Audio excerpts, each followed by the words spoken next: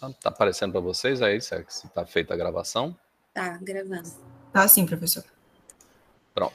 Então, a gente vai dar início aqui à apresentação e posterior arguição, né, do trabalho de conclusão de curso de Maria Eduarda Coceiro Cavalcante Machado Guimarães, esse nome bem comprido, que se intitula Desenho à Mão Livre como elemento essencial do processo de projeto arquitetônico através dos olhos de arquitetos e práticas profissionais, de 1956 a 1975, é isso mesmo?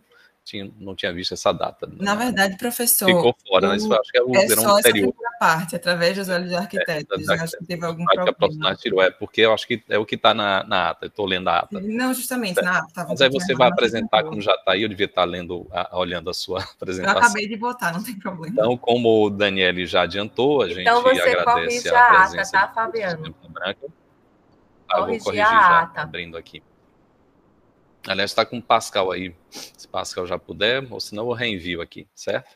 Bom, então é isso, agradecemos a presença da banca formada aqui pelos 3 colegas da UFPE, especialmente a Gisele, né, que é a nossa membro externa de avaliação, e o processo, como foi colocado, além, obviamente, de Pascal e de Bruno, professores do nosso departamento, do curso de Arquitetura e Urbanismo, e como o Daniel colocou, a Eduarda tem 20 minutos para sua apresentação, com uma tolerância aí, e cada um dos colegas, para sua arguição, tem 10 minutos também, com uma certa liberdade nesse tempo, certo?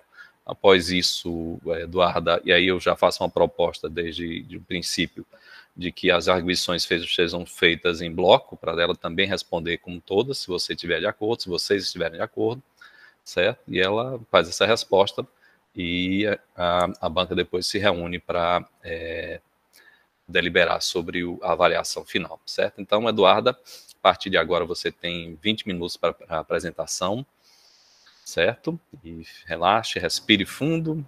X para a foto. Que vai dar tudo certo. X para a foto, pronto. Todos olhando aqui.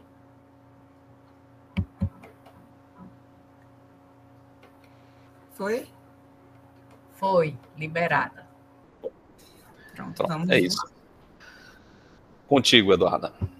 Obrigada, professor. Agradeço também a plateia, a audiência que está aqui presente com a gente, viu? Muito bom ter gente de fora, né? De dentro do departamento assistindo, também de fora. Obrigado pela presença de todos. Pronto. Deixa eu só começar aqui. Então, começando, eu queria primeiro parabenizar os professores, porque Dia dos Professores foi no sábado, mas eu sei que está sendo comemorado hoje. Então, dizer também que eu fiquei muito feliz de ver minha banca avaliadora. Já fui aluna tanto de Pascal quanto de Bruno, e, assim, foram professores maravilhosos.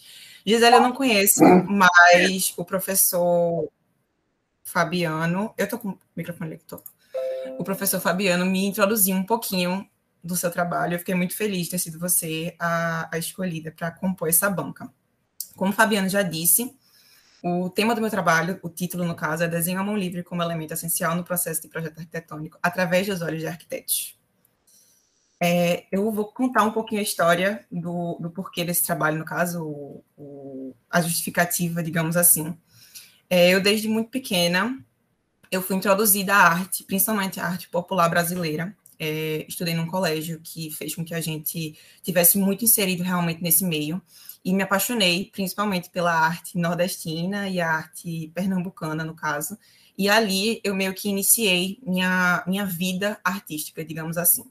Eu sempre gostei muito de desenhar. No decorrer dos anos, eu acabei fazendo, assim, cursos, etc., que me aproximaram ainda mais desse desenho, e o desenho foi o motivo de eu ter escolhido a arquitetura. Eu pensava que, assim, o que melhor do que você trabalhar com o que você gosta. E eu sabia, eu tinha tios arquitetos, tenho um avô engenheiro, e a gente conversava, e eu percebi que realmente a possibilidade de usar o desenho foi alguma coisa que me chamou muito para a profissão. Como eu falei no trabalho, quando eu entrei, né, eu quebrei um pouco a cara, porque eu não esperava que a realidade virtual, os softwares estivessem tão inseridos na profissão. Não estava preparada para realmente essa realidade. Apesar disso, principalmente nos primeiros períodos da faculdade, a gente foi muito incentivado, no caso, a utilizar das cadeiras de desenho à mão livre, desenho de observação, desenho técnico, até, inclusive, as cadeiras de maquete também, que ajudaram muito nessa percepção, que vocês vão ver um pouquinho mais para frente. Depois disso, eu comecei mesmo com a realidade virtual, estando migrando assim para a realidade virtual, eu tentei ao máximo aproveitar todas as cadeiras de desenho. Fui monitora de desenho de observação, fui apoio acadêmico 2 vezes também de desenho de observação, sou apaixonada pela cadeira. E eu só realmente percebi a importância do desenho para a arquitetura quando eu comecei a estagiar, que eu comecei a realmente ver o porquê que a gente estudava tudo aquilo no início da faculdade, para ter essa noção de escala, de perspectiva, de realmente entender o projeto intrinsecamente. Comecei a perceber que, pelo fato de eu não mexer apenas com programas de computador para fazer projetos, eu tinha essa facilidade de entender o que estava sendo pedido, entender o projeto como um todo, o entorno, aquela relação que a gente tanto aprende na faculdade, né? E a partir disso surgiu a ideia, digamos assim, depois de uma conversa até com a professora Luciana Menezes da Católica, quando eu estava totalmente desesperada procurando um tema de TCC, que eu não sabia o que ia ser. Luciana me conhece desde pequena e ela acompanhou toda essa trajetória, né? E assim, a gente conversou, a gente sentou e ela disse, não, você tem que... O seu trabalho de final de curso tem que ser alguma coisa que você goste, que você tenha amado durante o curso, né? Que você tenha alguma certa afinidade. Então, de primeira, a primeira coisa que eu pensei foi na cadeira de desenho de observação, que inclusive eu fiz, meu professor foi Fabiano. A partir disso, comecei a procurar, né, embasamento teórico, falei com o Fabiano para ver se realmente isso seria possível, e ele topou, foi muito bom, assim, ele topou na hora, e começamos a pesquisar. Os objetivos e a metodologia do trabalho foram desenvolvidos como uma unidade, que foi, assim, mudaram muito no decorrer do trabalho, a metodologia principalmente, mas eu queria explicar um pouquinho só para vocês entenderem melhor. A única coisa que tinha desde o início era o objetivo geral, que era investigar, que é, no caso, investigar a importância do uso de croquis na concepção e execução de projetos arquitetônicos. A partir daí, eu comecei a pesquisar sobre o que eu poderia fazer para explicar realmente esse uso do desenho. E a primeira coisa que eu fiz foi pesquisar sobre a história. Eu sou uma pessoa que eu gosto muito de contexto histórico. Minhas amigas da faculdade, do meu grupo da faculdade, sabem que eu sempre pedia para ficar com a parte manual de fazer desenho e tal, e com a parte histórica, porque eu acho que você não entende nenhum assunto sem o embasamento. Então, resolvi fazer, mesmo sem saber exatamente sobre o que seria o trabalho, eu resolvi fazer esse contexto histórico. Peguei 2 capítulos, digamos assim, um para a história do desenho e o outro para a história da arquitetura. A partir disso, eu percebi que eu poderia adicionar alguma coisa a mais, um quê a mais, digamos assim, e eu resolvi introduzir a obra de Acácio de Borsoi, por 2 motivos. O primeiro motivo é que, durante as aulas, no decorrer do curso, eu me fascinei pelos croquis dele. Ele tinha um croquis muito específico, principalmente em obras específicas, por sinal que eu escolhi, tem esse tipo de croquis, que é o croquis de explicação, que simplesmente ele explica as soluções que ele adota, no caso, pelos croquis. E isso é uma coisa que sempre me fascinou. E, além disso, a obra Edifício Comercial de Santo Antônio, eu escolhi justamente ela porque passei 2 períodos da faculdade, o 7º e o 8º período, estudando sobre o bairro de Santo Antônio. Então, eu já tinha um embasamento muito grande, um embasamento teórico grande, e eu sabia da quantidade de material que tinha sobre esse edifício disponível para utilizar no trabalho. Aí cheguei em outro impasse, eu não sabia como introduzir esse uso do desenho por Borsoi no meu trabalho.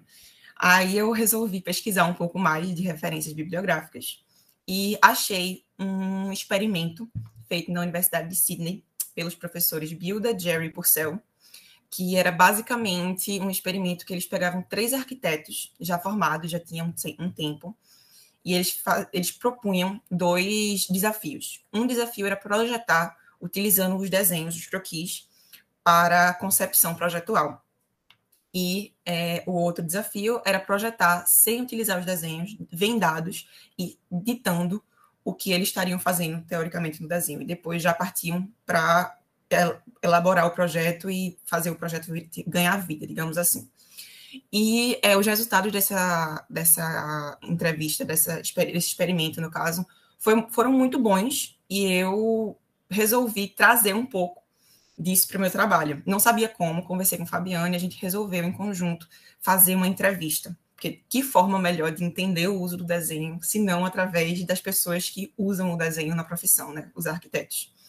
Então, depois que a gente resolveu realmente fazer essa entrevista, tudo meio que foi se encaixando, e a gente entendeu que a gente poderia usar os desenhos de Borsoi para a obra de Santo Antônio como uma forma de confirmação das respostas das entrevistas dos entrevistados.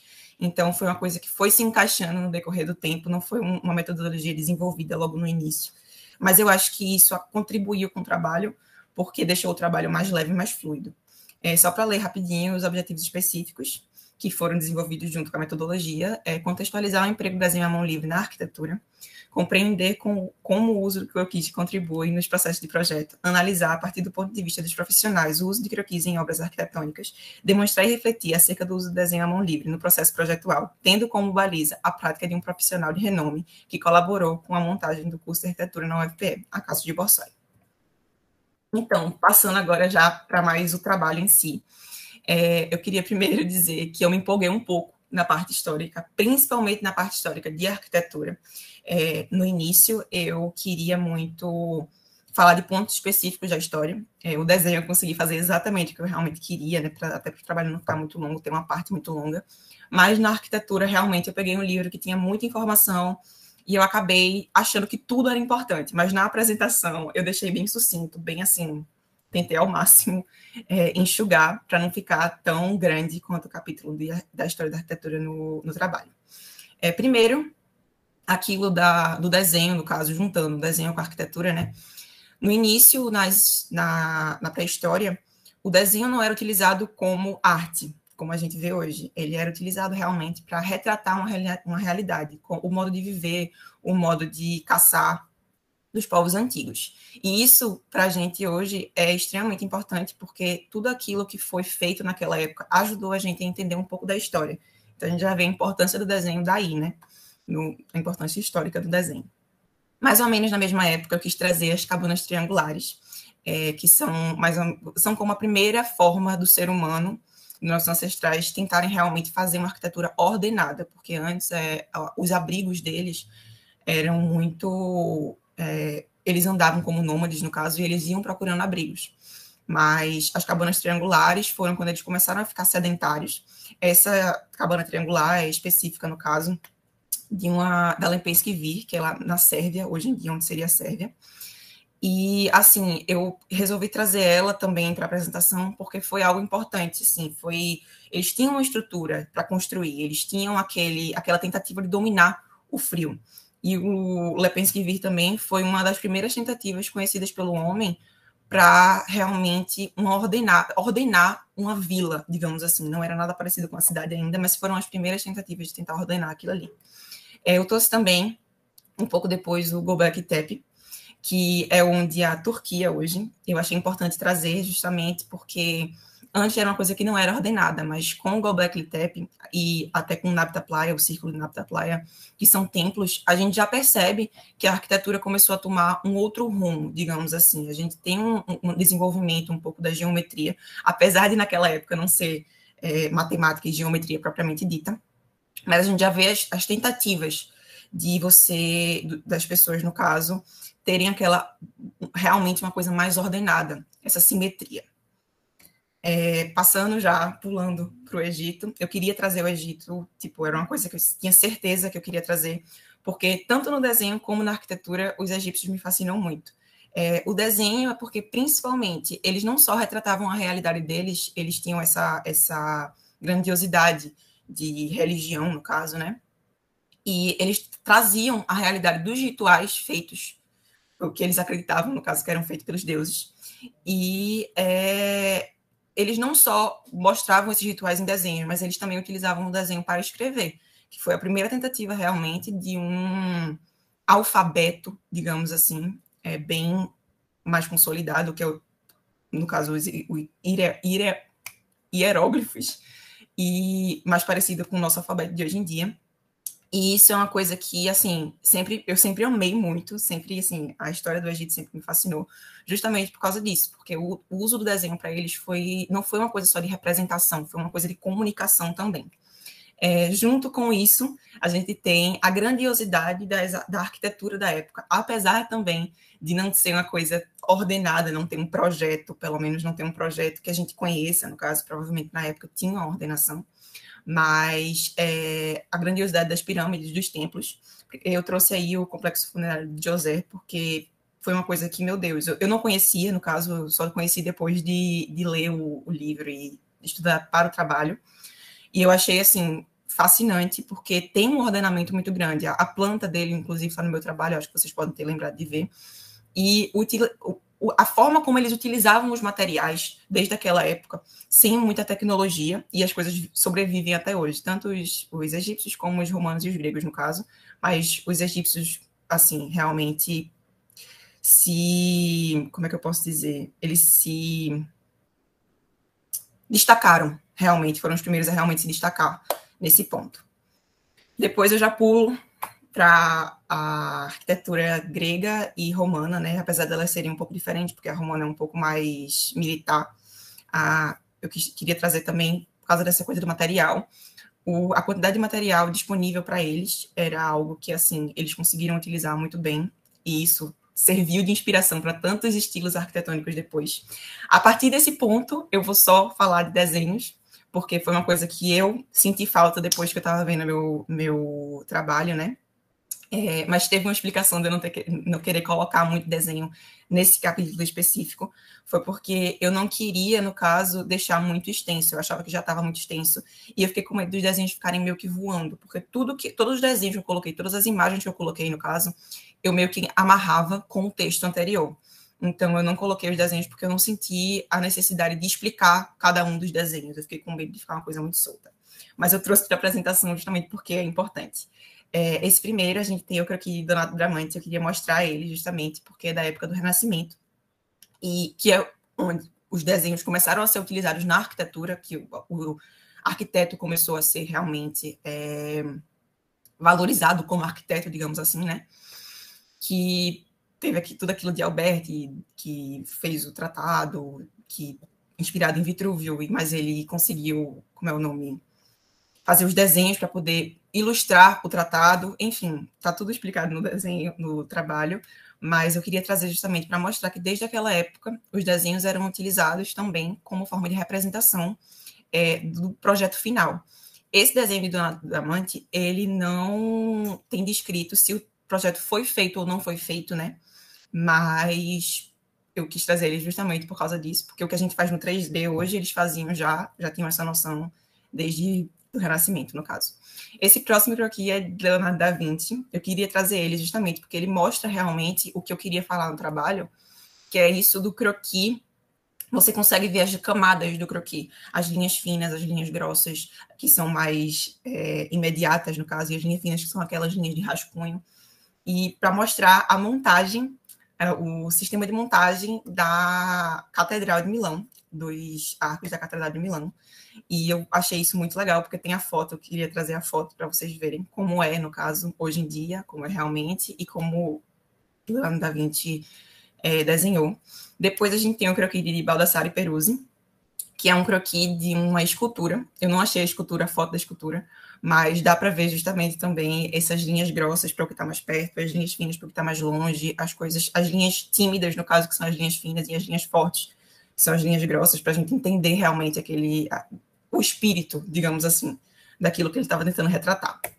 E já pulando de novo para o pré-modernismo até os dias de hoje, eu queria trazer tipos diferentes de desenho, né? Então eu trouxe a Torre de Tatlin, que não foi construída, mas tem aí um desenho, uma foto de como ela ficaria se ela tivesse sido construída.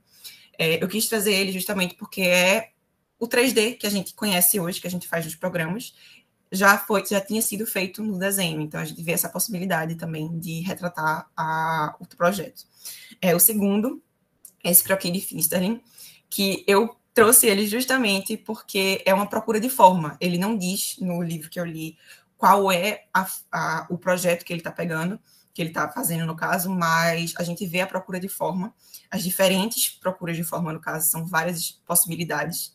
E desde aquela época, no modernismo, a gente já vê esse desenvolvimento dessas formas mais livres e do croquis, da forma realmente de você desenhar e de você conceber o projeto, no caso. Depois a gente vem para o croquis de Frank Lloyd Wright. Essa é uma igreja ortodoxa grega em Wisconsin, lá nos Estados Unidos. E eu trouxe uma planta de coberta e uma fachada, né? Que ele também fez à mão, e aí do lado tem a fachada, uma foto da fachada. E embaixo tem os croquis de Frank Gehry, que ele é extremamente conhecido justamente por causa disso, que ele usa tanto de croquis como de maquete para representar o pré-projeto dele, digamos assim.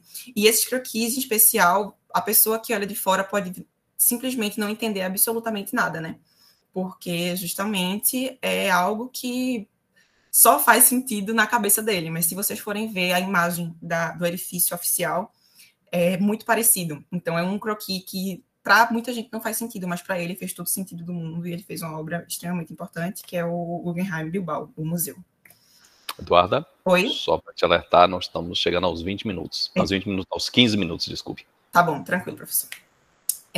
O desenho em diferentes fases do projeto é outra coisa que eu senti um pouco de falta depois de ler o meu trabalho e conversar com o Fabiano.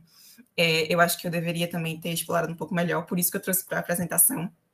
Eu queria mostrar um pouquinho do uso do desenho em diferentes fases do projeto, também introduzindo um pouco, depois vocês vão entender porque da maquete.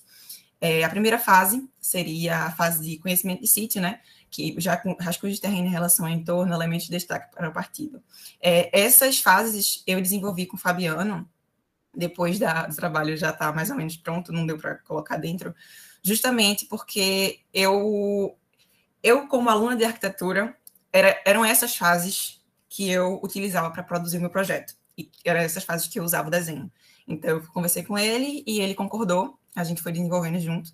Mas esse conhecimento de sítio justamente é o que a gente faz como se fosse a rés do chão, digamos assim, que são aqueles, o projeto macro, para a gente entender o micro, para poder entender o entorno e etc, né? E isso a gente também pode fazer pelo uso de maquetes, principalmente maquetes volumétricas, que a gente fez muito, principalmente nos 2 primeiros períodos de faculdade, e foram extremamente importantes para a gente entender, primeiro, o todo, para depois entender o edifício que a gente iria projetar. Isso dos voos de pássaros e, enfim, da gente entender realmente o todo, o entorno inteiro. A segunda fase é a concepção projetual, né? Que é uma fase que a gente usa tanto o desenho como o computador, que é o programa de necessidades, o estudo de normas e potenciais de sítio, anteprojeto, detalhamento, projeto legal, básico e executivo. Estes 2 desenhos aí são um pouquinho mais antigos, esses que estão aí embaixo. Eles são da época pré-moderna e renascentista, mas eu queria trazer justamente para mostrar que desde aquela época já funcionava esse tipo de desenho, já funcionava esse tipo de representação, digamos assim, né? Passando para a terceira fase, para não ficar muito extenso, é a fase de execução, o acompanhamento de obras, ajustes, detalhamento de soluções projetuais e croquis explicativos para o entendimento do cliente. Eu trouxe 4 imagens, essas 4 imagens aí de baixo são de Borsoi, de Acácio de Borsoi, né? Que é justamente onde, para mim, ele mais ele mais utilizou, principalmente no projeto que eu escolhi, que é o Comercial Santo Antônio, né? E a gente vê realmente que a forma dele explicar pelos desenhos facilita muito para uma pessoa que não entende de arquitetura, ou então até mesmo numa obra realmente, né, para um mestre de obra, para poder fazer ajustes naquele momento, sabe? Tem muita coisa que está errada no projeto e que seria muito, muito complicado a gente pegar o computador e tentar resolver no computador sem realmente tentar resolver na hora. Então, realmente, o desenho é muito utilizado, principalmente nessa terceira fase. E a quarta foto é o Tribunal do Piauí, lá em Teresina também, que ele conseguiu, no caso, ele mostrava aquilo ali, é porque a imagem é um pouco maior, mas eu acho que dá para entender ele explicando cada parte do projeto. E eu achei isso excepcional.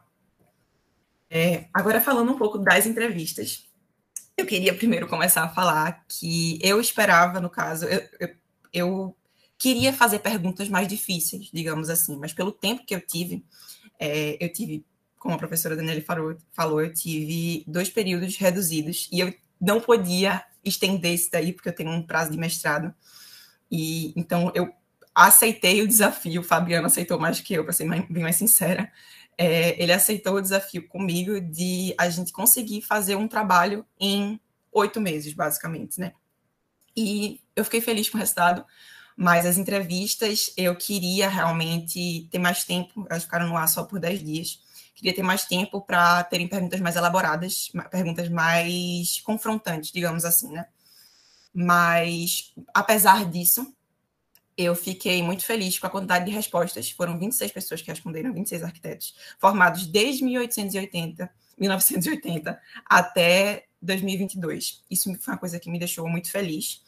E pontos positivos da entrevista foram que, apesar de os arquitetos formados há menos tempo, que são mais inseridos nesse meio digital, de computação, todos concordaram na importância do desenho, principalmente na terceira pergunta, que foi a primeira pergunta do conteúdo, digamos assim. E isso me deixou muito feliz, porque meio que consolidou tudo que eu tinha estudado e tudo que eu tinha percebido no decorrer do trabalho. Eu estava muito preocupada com essa entrevista justamente por causa disso, mas a entrevista realmente veio como uma confirmação de tudo que eu já tinha estudado. Só para dar um geral, no geral, as respostas se mostraram positivas a respeito dos desenhos à mão.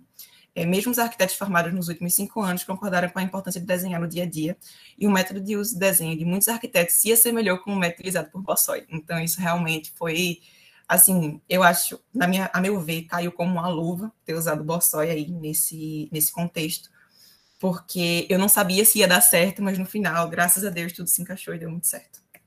E as conclusões, eu queria trazer um pouquinho mais desse analógico, entre o analógico e o digital, né?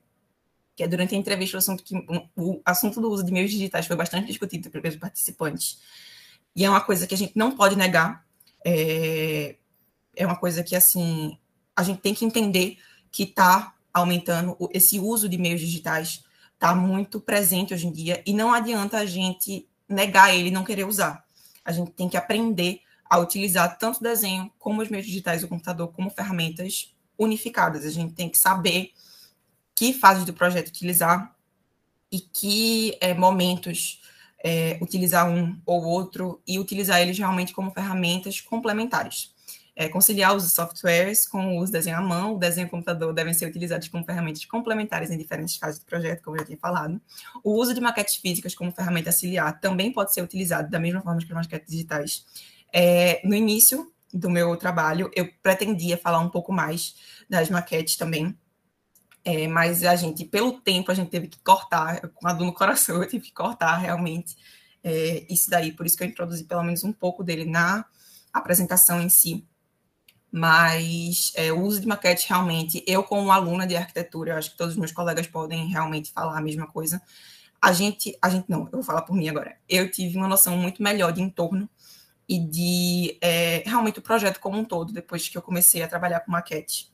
Aquelas maquetes urbanas gigantes que dão maior trabalho para fazer, mas realmente foi algo decisivo, assim, a meu ver, quando a gente estava fazendo os projetos.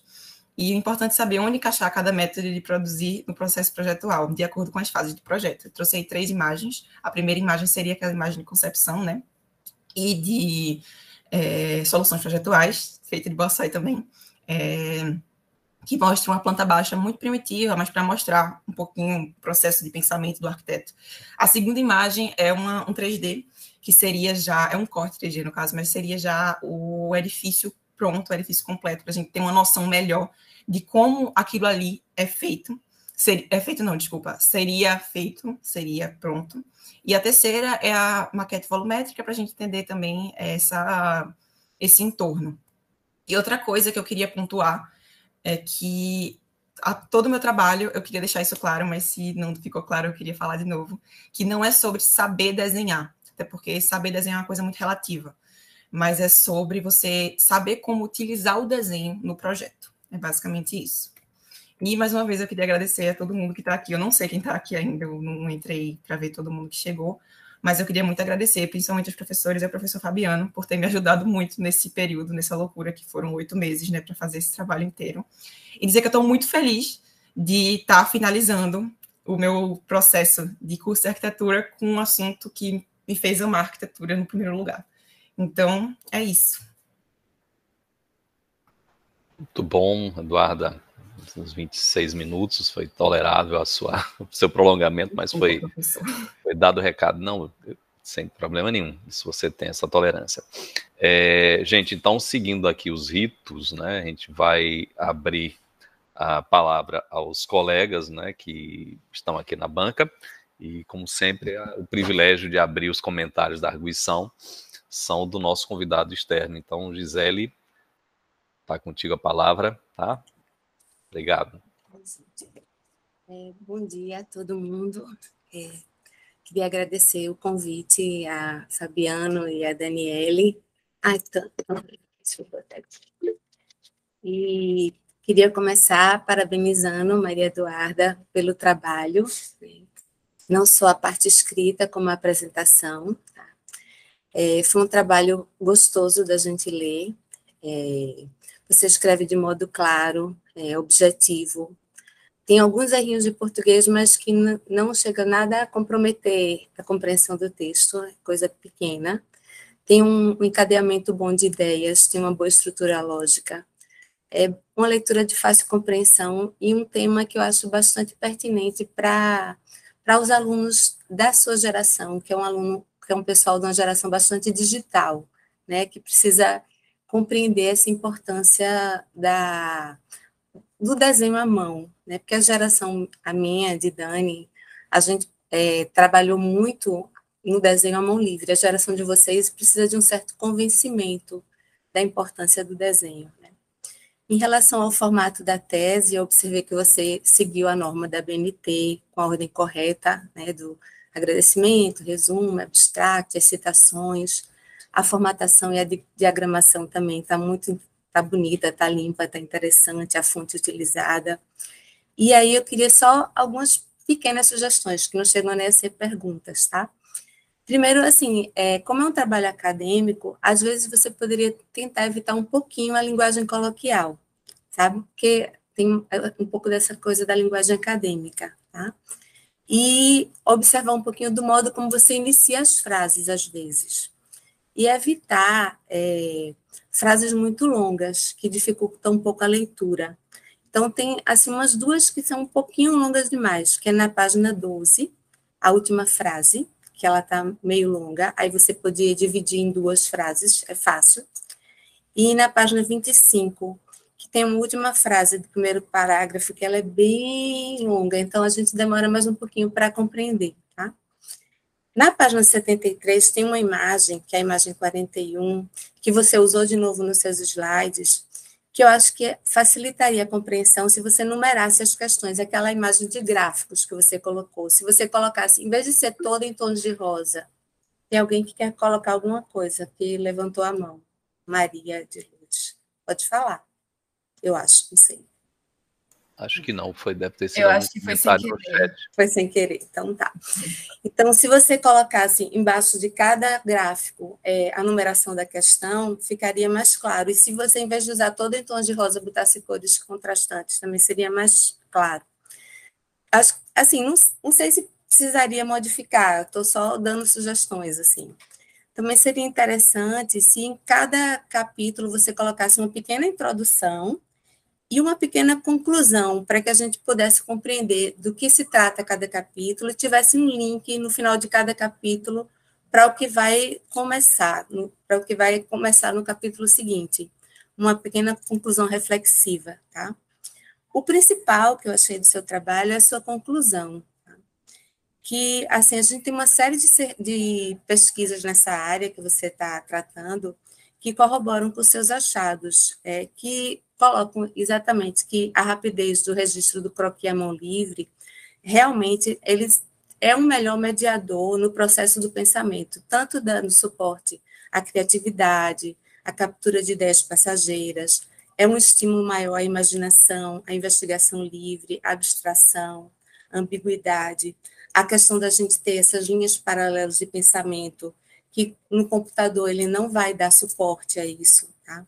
Então, nessa fase, quando a gente está ainda rabiscando as primeiras ideias, quando a gente ainda está pensando o projeto, então a gente deve estimular muito a pessoa estar rabiscando a mão livre, certo? Porque vai dar essa fluidez do pensamento, vai favorecer uma melhor compreensão do problema projetual. E que, na ferramenta computacional, ela vai se estruturar e constrói, essa interface que ela constrói com o usuário, ela vai impor um nível de precisão, de rigidez, de compromisso, que às vezes a gente não está preparado, não está pronto ainda para tomar essas decisões. A gente ainda está num nível de pensamento que a gente ainda quer ter essa liberdade de rabiscar, como aquele desenho que você mostrou ali, que tem vários rabiscos, que se você for direto para o computador, dificilmente você vai fazer aquele monte de rabiscos que você vai fazer se você tiver a mão livre, tá? Então, é muito comum de quando você vai direto para o computador nessa fase de concepção, você se cristalizar nas primeiras ideias, tá? É por isso que a gente observa que mesmo hoje em dia, a gente observa nos escritórios de arquitetura, os arquitetos ainda preferem começar esboçando no lápis, para explorar suas ideias iniciais, para depois ir para o computador. Então, achei que seu trabalho, assim, interessante e com conclusões pertinentes. Você está de parabéns. Obrigada. Muitíssimo obrigado, Gisele, né? E além do mais, tem um comentário de alguém que tem esse embasamento, por isso que eu indiquei tua tese para a Eduarda, tá? Bom, Eduardo, como combinado, você vai responder em bloco, tá? As questões. Eu vou passar então aqui para o professor Bruno Lima, inicialmente. Passar foi por ordem alfabética, viu? Pronto, Bruno, por favor, contigo a palavra. Opa, então, bom dia a todos e todas. Também vou parabenizar e agradecer, né, a participação nessa banca. Parabenizar pela escolha do tema, que assim é algo que está no início do curso e vai ficando paulatinamente esquecido, né, pelo encantamento, né, que cada vez mais essas tecnologias digitais vêm exercendo, sobretudo quem entra no curso. Então, abordar esse tema é quase como desbravar, né, uma temática que vai sendo relegada. Então, tem um imenso mérito seu trabalho de resgatar essa conexão com o início do curso. E, para mim, assim, tem um valor muito particular, porque eu entrei para ser professor do curso, praticamente também já iniciando em contato com o professor Gilson na disciplina de desenho de observação. Então, venho, assim, acompanhando e me interessando sobre essa temática.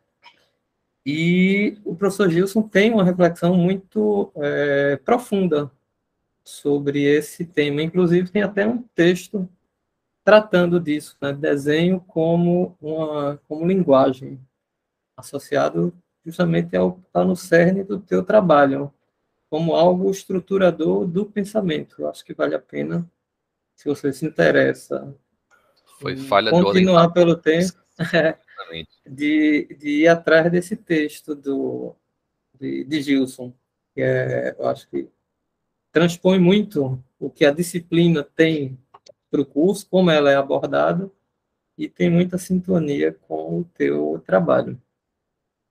E aí, teu trabalho como desbravador, eu vejo pontos muito positivos e também, por outro lado, algumas fragilidades, que é natural de quem está abrindo, digamos, quase uma picada na mata, assim, digamos. Como quem, pelo menos, vendo o histórico de trabalho no curso, esse não é um tema muito particular que é abordado, que está muito ligado a processo, né? A gente vê muitos trabalhos que querem apresentar um produto e poucos têm essa questão de uma reflexão sobre um processo de trabalho. E aí está aí também um grande mérito do teu trabalho, que é refletir qual é o nosso processo de abordagem. E pelas fragilidades é justamente isso. Como é que você, né, no caso, se aproxima de uma temática que você não tinha tantos referenciais assim para trás, pelo menos dentro do curso, que vai dando um certo lastro, um certo chão para você caminhar. Então, você teve que construir um percurso. Então, o seu percurso ele foi abrindo horizontalmente, né, muitas possibilidades, assim como o desenho é uma ferramenta de abrir possibilidades, e talvez faltou um pouco de tempo de tentar construir certas conexões entre eles. E eu digo que o teu trabalho ele está nesse processo de construção, porque aqui na apresentação a gente já consegue ver amarrações que no documento não estão tão presentes. E aí a gente vai vendo como essa coisa vai consolidando. Então, não é um desmérito, não. É mais esse processo entender que é um trabalho que não se encerra aqui.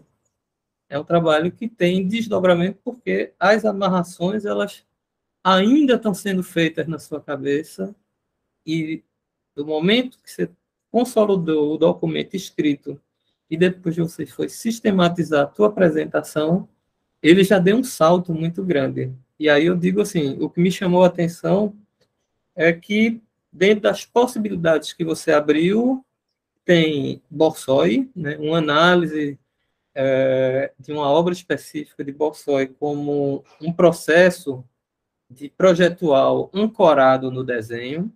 Essa era uma janela de possibilidades que está no teu trabalho.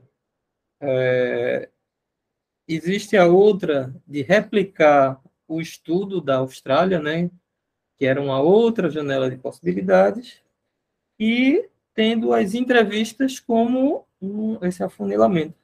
Na tua apresentação, a gente já percebe que a opção por Borsoi trouxe para você uma sistematização de etapas e a apresentação disso muito mais presente, consistente dentro do teu método de abordagem, que está mais difusa lá no teu documento. Então, digamos, nessa revisão, eu sugiro que você incorpore essa sistematização como algo mais estruturante assim, do teu documento.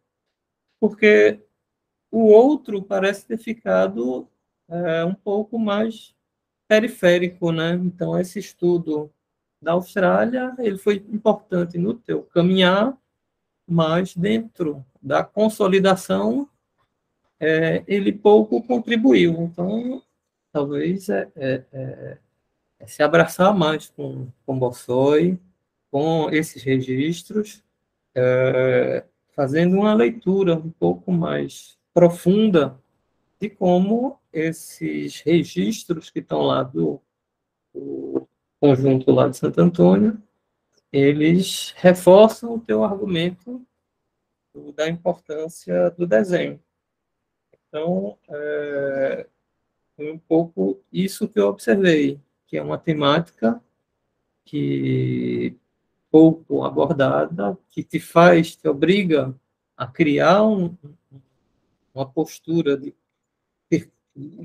formar um caminho, digamos, muito particular, e que ele ainda não se encerrou. Então, caminhar e aprofundar o tema. É isso que eu tinha de comentário. Obrigado, Bruno. Importante refletir aí, viu, Eduarda? Pascal, por favor, contigo a palavra. Bom dia. Em primeiro lugar, agradecer a Fabiano e a Maria pela oportunidade e, sobretudo, pelo tema, né? Tenho uma afinidade grande com ele na medida em que eu estou como professor de maquetes. Eu também aproveito assim para te parabenizar especificamente pelo teu trabalho, Maria. Concordo com tudo que já foi colocado aqui. Você pega um tema que é um tema de grande pertinência para a discussão na formação do arquiteto e como estruturar o ensino da arquitetura nas escolas de arquitetura hoje, face a esse grande problema que você também levanta, que é a inserção das novas tecnologias. Essa discussão não é nova, é uma discussão que já vem lá dos anos 90, quando começaram a fazer as primeiras experiências da utilização do CAD, né? Foi a primeira ferramenta digital a ser trazida para dentro da arquitetura, e que faz parte, na verdade, de um grande componente chamado a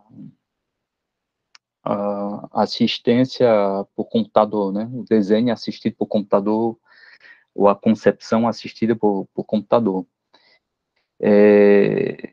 Então, assim, em termos de pertinência de tema e de complexidade de tema, você está de parabéns. Agora, exatamente por ser um tema extremamente complexo, ele te levou para muitos caminhos e ficou um pouco difícil, assim, de tentar sintetizar isso, mas, como o Bruno falou, assim, a tua escrita, a gente fica um pouco esperando como isso vai se montar, se estruturar, e de repente quando você passa para a apresentação oral, como você teve um pouquinho mais de tempo, aí começa a clarear um pouco essas percepções.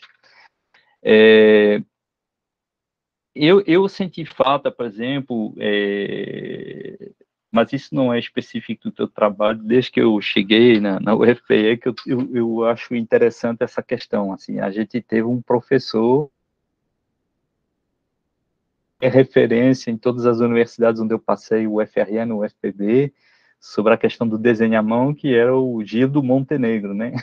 E não sei porquê, quando a gente chega no curso, praticamente não é uma questão curiosa. Mas poderia ter sido utilizado exatamente.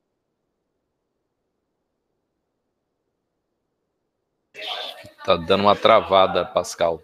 Talvez você tirar a imagem facilite.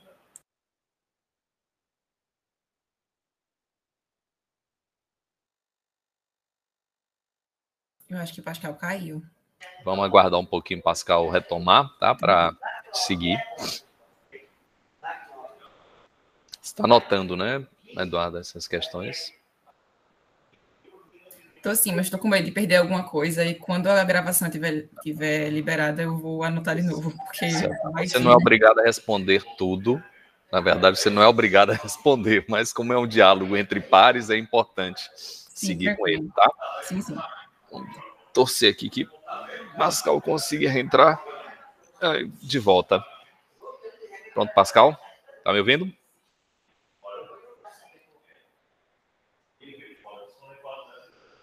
Pascal? De novo. Acho que o negócio tá ruim lá na casa dele. Opa! Pascal, tá? O microfone faz o seguinte, tira a tua imagem para ver se fica mais fácil. Não, eu já troquei aqui, eu passei por celular, porque, infelizmente... Beleza, pode continuar aí, raciocínio. Aí eu não sei mais até onde vocês me escutaram, porque só... Você estava falando que a apresentação oral clareou uma série de perspectivas que ele tinha colocado e estava falando da ausência do trabalho de Gildo, né? Gildo Montenegro, poderia ter citado ele, né? Estava na referência. Realmente é uma referência para a questão do desenho à mão, né? Uhum. Bom, sobre essa questão do embate ferramentas digitais, desenho, você levanta bem essa questão, é uma questão cada vez mais presente na arquitetura, sobretudo agora com a aparição do BIM, né, colocado como a ferramenta que vai revolucionar a arquitetura, que de repente vai solucionar tudo que a gente não conseguia solucionar à mão. Um ponto que você questiona, e eu me junto totalmente a esse questionamento, é essa ideia de que o raciocínio do arquiteto, ele se faz através, a transmissão direta do raciocínio é a mão. Quando eu vou para um computador, ele já é uma extensão da mão. E, além de ser a extensão da mão, ainda tem a problemática, em nível cerebral, né, de eu ter que dar as ordens ao computador para eu conseguir desenhar o que eu estou pensando, né?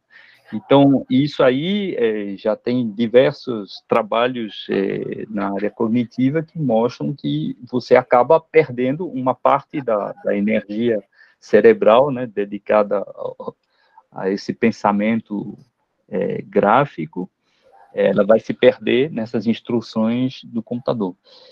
Tem um trabalho muito interessante em torno disso, mas, sobretudo, em torno da questão dos traços, quando a gente desenha à mão, aqueles primeiros traços que a gente faz, que em francês se chama gribouille.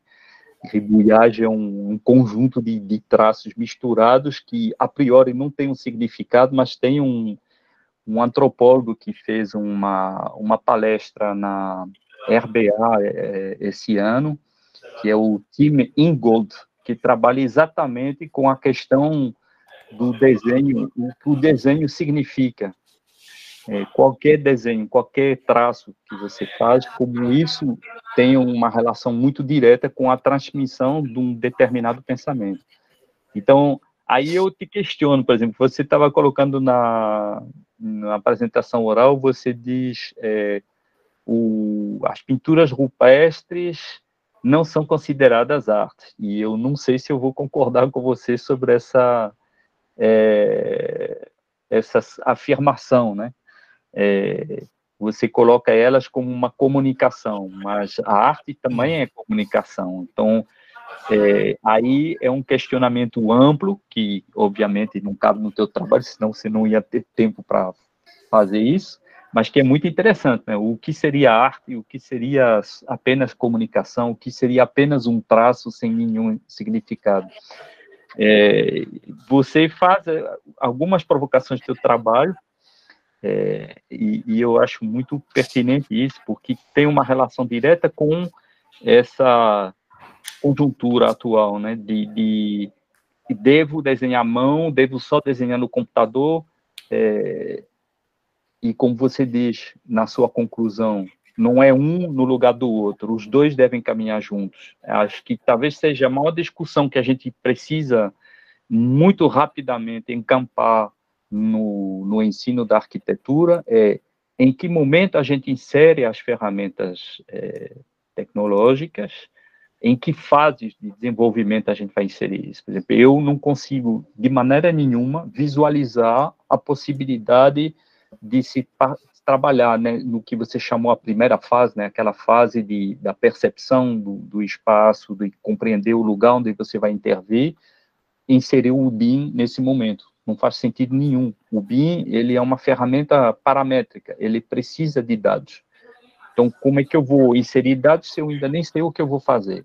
Então, isso é uma contradição muito grande que a gente está tendo hoje nas escolas de arquitetura, e eu fico muito feliz, uma aluna ter visualizado essa problemática e ter levantado esses questionamentos. Eu me senti muito contemplado com o teu trabalho, e mais uma vez agradeço e parabenizo aí ao orientador e a você por estarem levantando um questionamento desse porte. Obrigado. A gente que agradece, Pascal.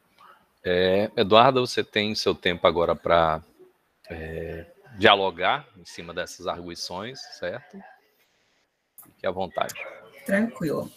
Eu não tenho muito o que falar, porque muita coisa não foram realmente sugestões, o que eu agradeço muito. Eu senti, assim, que todas as sugestões que vocês deram foram extremamente importantes e interessantes para adicionar no trabalho.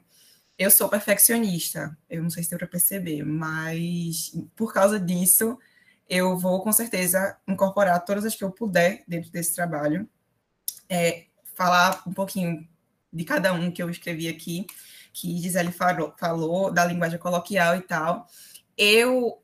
Na escrita do trabalho, a minha forma de escrever eu queria realmente que parecesse como se eu estivesse conversando, porque eu não consegui, no caso, quando eu tentei escrever mais formalmente, assim, digamos, a minha inspiração não veio de forma alguma, eu não tive êxito nisso.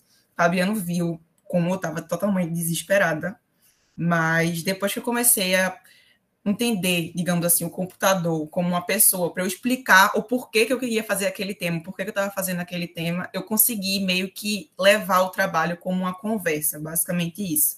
Mas eu concordo com você que não é o ideal. Realmente vou dar uma olhadinha, principalmente nesses erros de português, principalmente. As imagens também, eu vou ver as frases, as imagens, eu vou tentar melhorar essa questão do contraste, realmente, dos gráficos, né? Bruno, agradeço muito para tudo que você falou, realmente, eu concordo com absolutamente tudo. Vou tentar incorporar um pouco disso da minha apresentação no trabalho também, porque, como você mesmo falou, esse trabalho não está finalizado, ele é um trabalho em ainda, assim, eu ainda estou fazendo ele, porque eu descubro coisas novas todos os dias. Isso é uma coisa que me incomodou muito, porque eu acabei o trabalho, eu pensei que eu tinha acabado o trabalho pelo menos umas 5 ou 6 vezes. Aí eu acabava, finalizava, transformava o PDF e fazia, não vou mais mexer nele. Aí estava fazendo alguma coisa, via alguma coisa interessante, meu Deus do céu, vou ter que escrever mais no trabalho. Eu pegava, abria o trabalho, escrevia de novo, eu pegava o PDF e mostrava, pronto, vai ser isso. Esse processo foram várias e várias vezes, até que eu falei, não, eu vou ter que parar agora, porque hoje é o dia de entregar, e na apresentação eu não vou mais adicionar nada. Mentira, que eu também adicionei várias coisas. Então, nesse processo, nesse próximo mês, assim, digamos, que eu vou para botar o trabalho na plataforma que a Daniele falou, eu vou tentar incorporar tudo o que eu coloquei nessa apresentação, que eu achei importante, e da fala de vocês também. Para Pascal, também concordo com tudo que você falou. Eu só queria pontuar o da pintura de rupestres. Eu considero também que pintura rupestre seja arte. Eu acho que não ficou claro o que eu falei na hora, mas é que as pinturas rupestres não eram consideradas artes naquela época para eles. Não era assim, eles não faziam aquilo para ficar como arte realmente. Pelo menos eu acho que não, né? Não achei em nenhum lugar que falasse isso. Então, realmente, eu acho que eu não fui muito clara na hora de falar isso, mas eu considero pintura rupestres arte, principalmente hoje em dia, que são o início que fazem a gente tentar começar a entender a arte na sociedade, digamos assim. E isso do momento da tecnologia com o analógico e o digital, no caso, é uma coisa que eu queria ter explorado mais, mas é uma coisa que, assim, já explicando, eu queria explorar muito mais nesse trabalho, mas eu realmente não tive possibilidade por causa do tempo.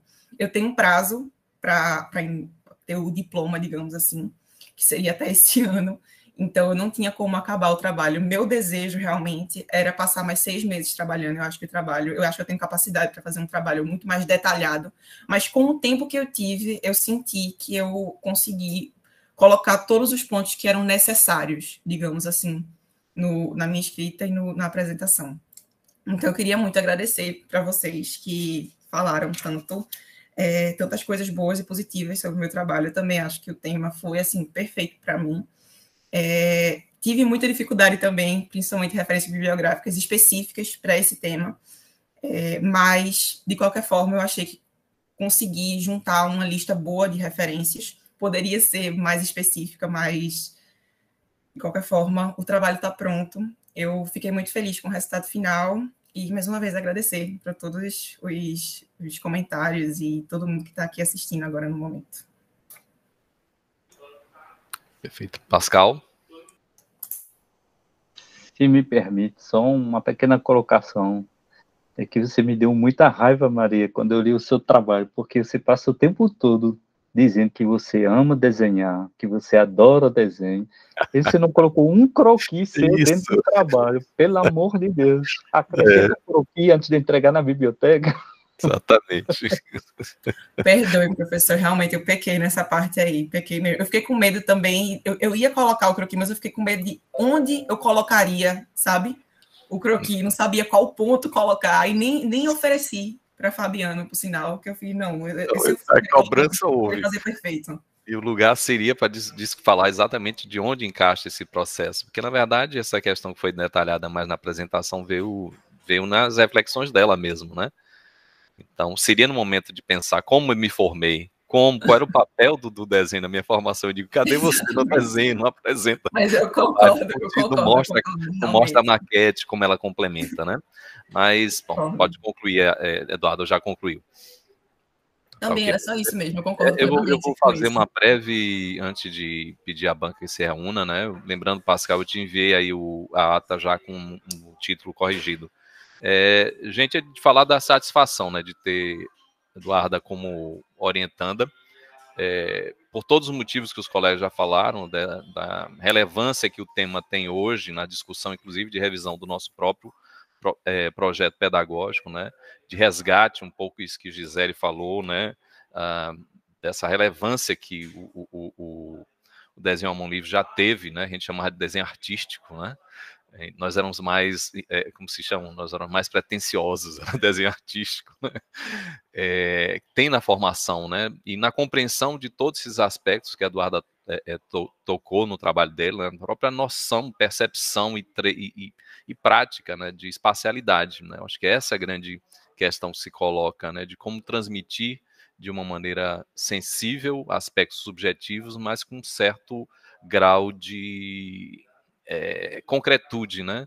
Ainda que não exista, é uma abstração, é uma ideia, a concepção, o projeto, aquilo que vai ser construído, né? A inserção num sítio dado, todo esse processo, esse tema aí se coloca, sobretudo quando a gente vê uma pressão muito grande para a gente adotar ferramentas digitais que descolam completamente o arquiteto do processo, que eu acho que é o fundamental dentro dessa nosso campo profissional, que está entre a arte e a empiria, né, e o concreto, que é conceber, imaginar os espaços, poder exercitar esses aspectos todos, né? E eu acho que ficou claro, até pelas questões que vocês trouxeram, né, que, na verdade, a Eduarda tinha uma série de certezas pela formação dela. Mas eu digo, olha, essas certezas não podem ser só tuas, isso é um trabalho científico que você tem que apresentar. Então tem que haver demonstração. Para haver demonstração, você tem que ter uma base com que você vai encarar. E aí as questões aí da seleção dos autores, ela foi apresentada para Gildo, né? Eu acho que a grande falha, aí Bruno lembrou, me deu um estalo, meu Deus, esqueci do texto de Gilson, né? Então ela teve que fazer escolhas, né? E falar aqui da capacidade dela de fazer isso nesse período que ela falou. Em períodos compactos, né, que até a dificuldade de se encontrar, de poder ter uma proximidade professor-orientador com a aluna, né, isso atrapalhou muito, né, mas ao mesmo tempo deu a ela um desafio suplementar de ser sintética. Eu acho que é isso, o trabalho dela abre espaço, acho que o que todos os três colegas, mas sobretudo o Bruno colocou, né, a picada que ela abriu aí, espero que ela seja seguida, não sei se por ela, numa fase posterior, em nível de pós-graduação, ou por outros alunos que virão, né, para resgatar essa temática, né.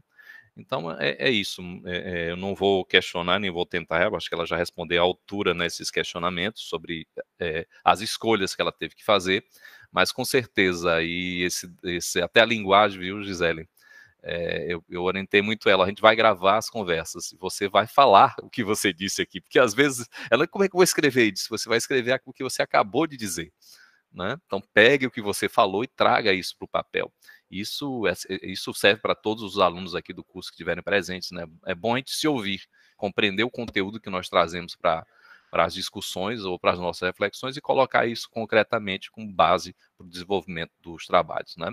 Então é isso, essa Inclusive, isso que o Fabiano falou, eu acho que ele nem sabe disso, eu criei um grupo, só eu no WhatsApp, e eu ficava mandando áudio para o grupo toda vez que eu tinha alguma ideia, só por causa disso que ele falou. Então, realmente, ajudou muito.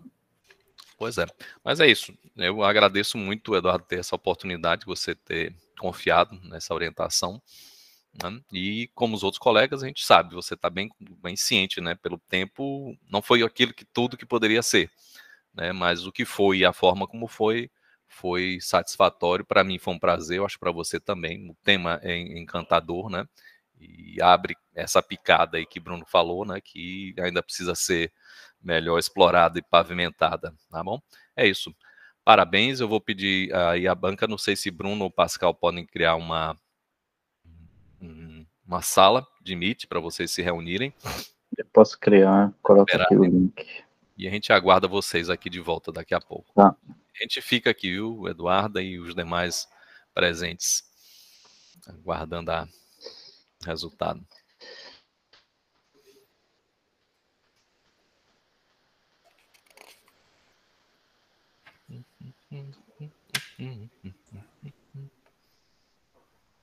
Você vai mandar por e-mail?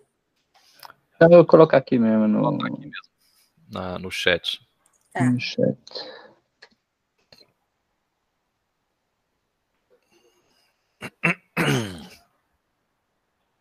Estás aqui na universidade também, Gisele? Tô na universidade. Eu também, até a conexão tá boa aqui hoje. Vai entrar. Aí. Entrei. Pronto, a gente aguarda vocês. Até logo mais. Tá. É bom sair, né? Pra a gente não ouvir a conversa. Deixa eu sair. Tchau, gente. Tchau. Sair daqui. Pronto, Eu dona. paro de compartilhar, professor? Eu vou parar a gravação, certo? Tranquilo. Brevemente. Depois a gente pode retomar. Pode ser. Eu vou parar de compartilhar aqui.